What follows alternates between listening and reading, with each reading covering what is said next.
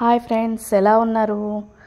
నేను ఈ మధ్య శ్రీశైలం వెళ్ళానండి, అందుకే లాంగ్ వీడియోస్ తీయలేకపోయాను. కొన్ని క్లిప్స్ అయితే తీశాను. మీకు నేను తొందరలో వీడియో పెడతాను, శ్రీశైలం వీడియో, లాంగ్ వీడియో. మాకు ఒక విషయం తెలిసిందండి. డిసెంబర్ 21 రోజున మనకి 8 గంటల పాటు పగలు, 16 గంటల పాటు రాత్రి అనేది ఉంటుంది. డిసెంబర్ 21న ఆ వింత మనము చూడబోతున్నాము. 8 గంటల పాటు పగలు, 16 గంటల పాటు రాత్రి సమయం ఉండడం వలన దాన్ని అయానతం అంటారు. అదే ఈ శీతాకాలంలో అయానతం ఏర్పడిన రోజున సూర్యునికి భూమికి మధ్యలో దూరం ఎక్కువ ఉంటుంది. అదే సమయంలో చంద్రకాంతి భూమిపై చాలాసేపు ఉంటుందండి.